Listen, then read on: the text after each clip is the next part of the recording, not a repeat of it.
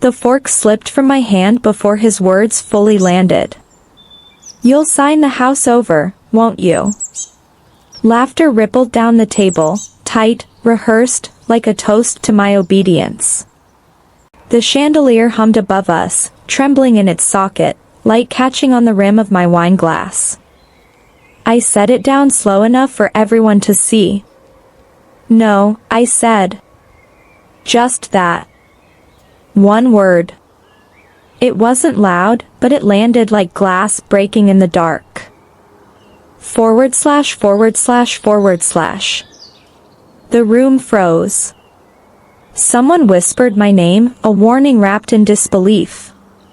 My mother's pearls clicked as she turned away. My father's jaw flexed once. Then nothing. Just the hum of the light and the sound of red wine dripping from the overturned glass onto the white linen. His voice came again, harder now. "So will Ryan. My brother." Of course. When I was 8, the sound of breaking glass never drew anyone but me. Ryan would slam a door, a frame would fall, and I'd sweep up the shards before our parents came home. He called me the cleanup crew, and laughed until I smiled, just so he'd stop. That was our rhythm, his noise, my silence. At 12, he crashed my bike into a mailbox. Dad replaced his the same afternoon. Mine stayed bent and rusted by the curb for years. I told myself it didn't matter, but it did. It always did. By 16, I was the one fixing things, the leaky sink, the cabinet door hanging off one hinge.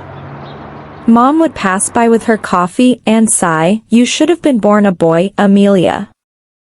At least you'd be useful." Ryan would grin over his cereal, tapping the spoon like applause. That sound used to echo in my head at night. College came. Ryan failed 2 semesters and still got a new car. I graduated early and got a toolbox. Dad said it suited me better than a desk job. I stopped asking for fairness. I stopped expecting it. // The only person who saw me differently was Grandma June. She'd sit with me in her backyard in Los Angeles, hands buried in soil, saying things like, "You're like these roots, you grow through concrete." I didn't understand it until she died, and her will was read. Ryan got a trust fund. I got her journals. Everyone called that fair. Those journals taught me how to rebuild furniture, walls, myself. That's how I found the house. A crumbling 1920s craftsman on the outskirts of Chicago, roof half caved in, floorboards soft with rot. Listed cheap because no one wanted to touch it. I did. Every paycheck, every weekend, every ounce of calm, I poured into that place. When my parents visited once, Dad laughed, "You'll burn yourself out fixing that dump." Mom nodded. At least Ryan's working on something real. I smiled, handed them coffee in mugs I'd made myself. They left both half full. I watched their car disappear down the dirt road, dust rising like smoke. The house creaked, but it stood. I told myself that was enough. Winter came. I sanded the same step for hours one night, hands raw, breath fogging in the cold air. That's when I realized I wasn't building a house. I was building proof. Proof that I could stand without them.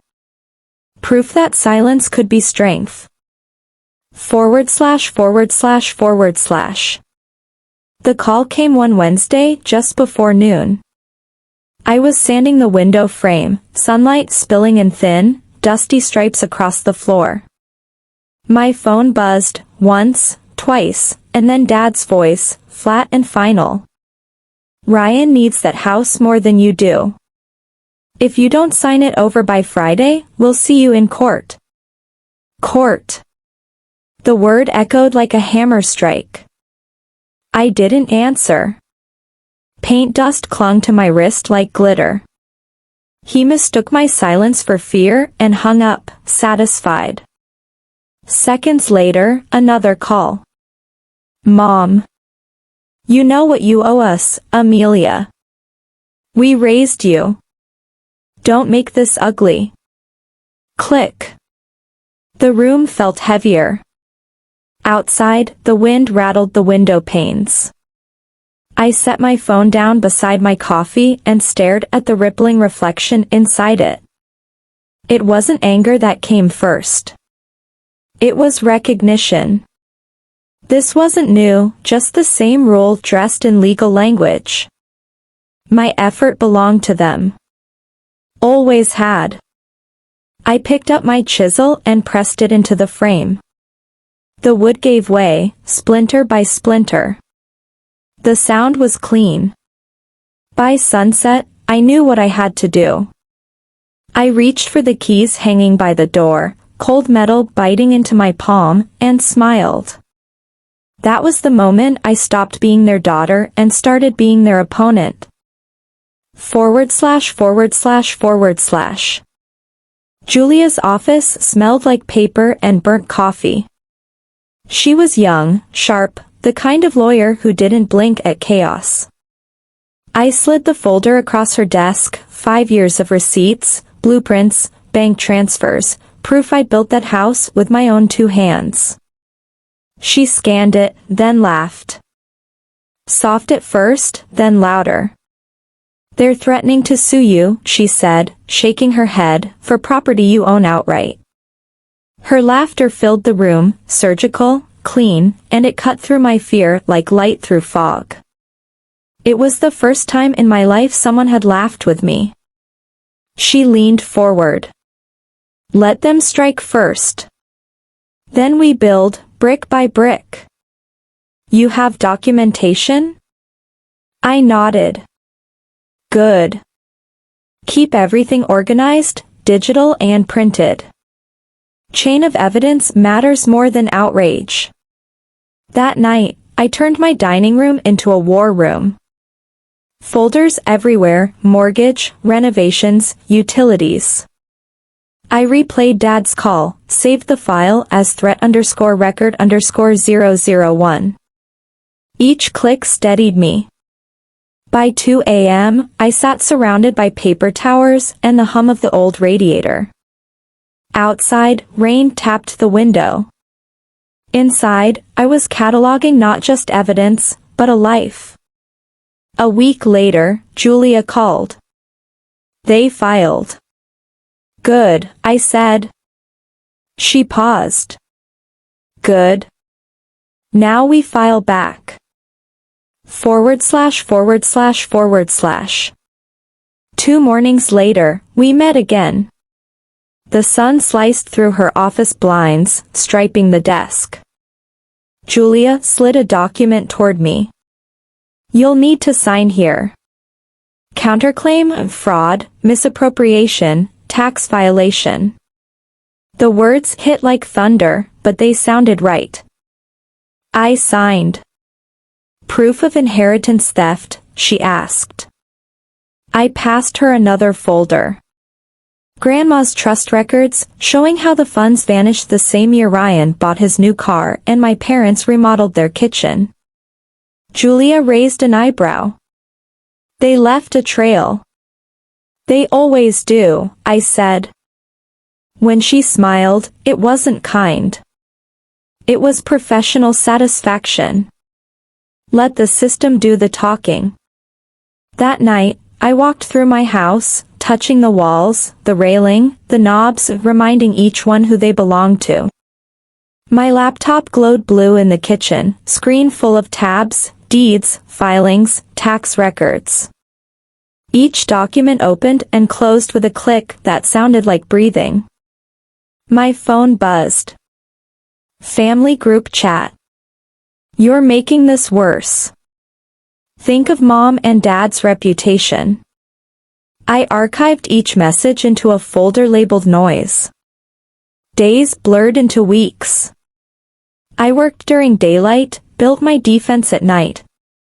I became fluent in evidence. Power, I realized, wasn't loud. It was organized.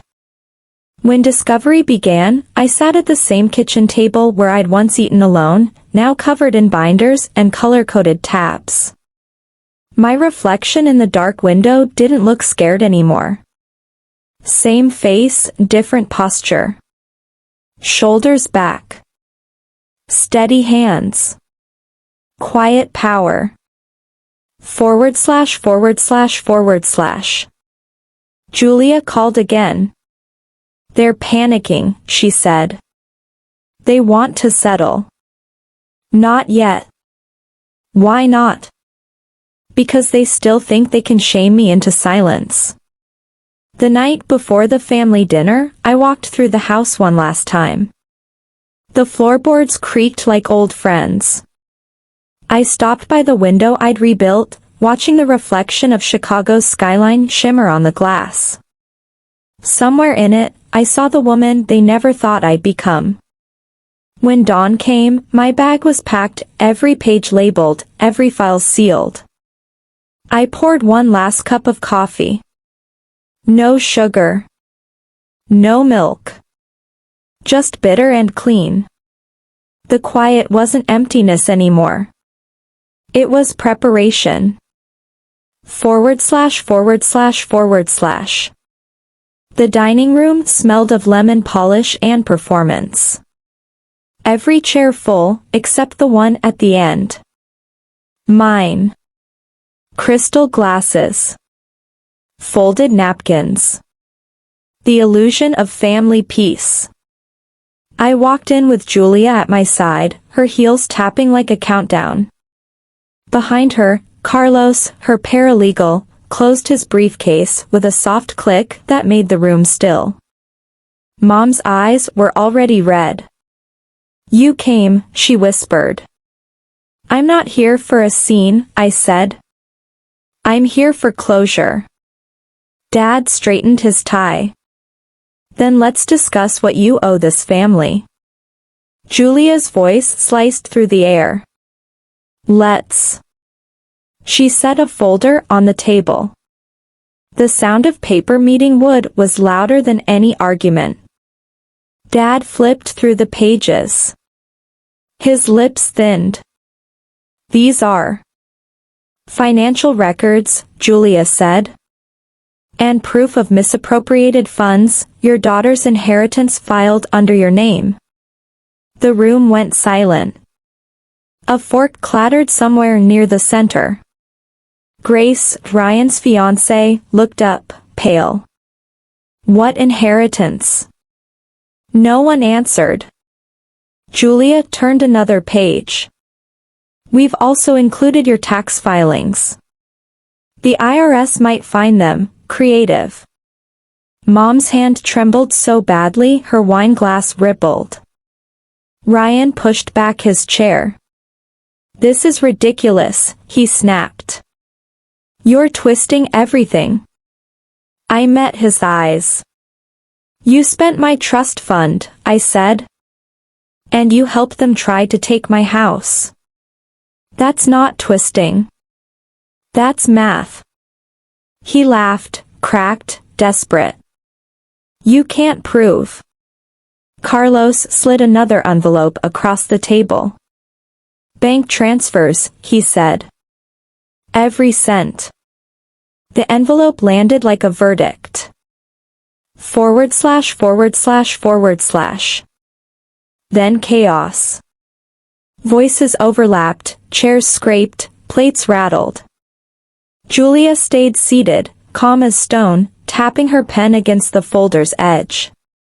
When the noise peaked, she spoke softly. You have 48 hours to drop the lawsuit, return the stolen amount with interest, and file amended taxes. Otherwise, we go federal. Dad's face flushed deep red. You're bluffing. Julia didn't blink. We're filing in the morning. The chaos drained out of the room like water down a drain. Only the chandelier hummed. I stood. My chair's legs screeched softly against the floor. I came to give you a chance, I said. Not forgiveness. Grace's voice broke the silence. Ryan, is this true? He didn't answer. She took off her ring and set it on the table. The tiny click echoed louder than the shouting had. Mom began to cry aloud, performative sobs. Dad stared at the documents as if he could will them to vanish. Julia gathered the folders, neat and exact. Carlos locked his case. This isn't revenge, I said quietly, standing at the doorway. It's accountability. No one followed. // Outside, the night air was cold and clean. The house behind me glowed through the curtains, warm light around people who'd mistaken control for love. Julia joined me. You did what needed to be done. They wanted a court, I said. Now they have one. We walked to the car. Each step on the gravel sounded like punctuation, final, measured. From inside, I heard Dad shout my name, muffled by the walls. For the first time in my life, I didn't turn back. // 6 months later, the house was quiet again. No lawyers. No phone calls. No ghosts of family in every echo. Just rain on the porch roof and the smell of wet earth. The repayments had begun. Silence replaced the noise they'd once used to control me. I spent mornings on the steps, coffee in hand, watching sunlight move across the floorboards I'd sanded myself. The mail came thick with envelopes, but every one bore my name. One afternoon, Julia stopped by. No suit this time, just a cardigan and soft eyes. She handed me an envelope. All settled, she said. They signed everything. I didn't open it right away. The knowledge was enough. We stood in the doorway, listening to the rain. When she left, I set the envelope on the counter, untouched. Later, I walked barefoot through the garden, soil cool beneath my feet. The air smelled of new wood and wet leaves. I thought about Grandma's words, how some roots break concrete just to find light. Maybe she saw this coming. Through the window, the house glowed against the gray sky, not the expensive kind of glow, just warm. Lived in. Safe. I ran my hand along the stair rail, the same one I'd cried over years ago, sanding away splinters. The wood was smooth now. Strong. A single beam of sun broke through the clouds and struck the old keyring hanging by the door. The metal shimmered gold in the fading light. I reached out and let it rest in my palm. For the first time, it didn't feel like weight. It felt like proof. This was what survival sounded like, no applause, no cheers, just the sound of rain softening against glass. Justice doesn't roar. It lingers. It waits in quiet corners, in the soft click of a lock finally closing. My family thought they could rewrite what I built, but walls remember. Floors remember. I remember. The house stands, not as revenge, but as record. Every nail. Every scar. Every repaired crack, testimony. You don't have to shout to reclaim what's yours. You just have to stop opening the door. // Thank you for listening to my story. It means the world to share it with you. If it moved you, please give this video a like and hit that subscribe button. It helps me keep telling stories like this one. Stay strong, and I'll see you in the next one.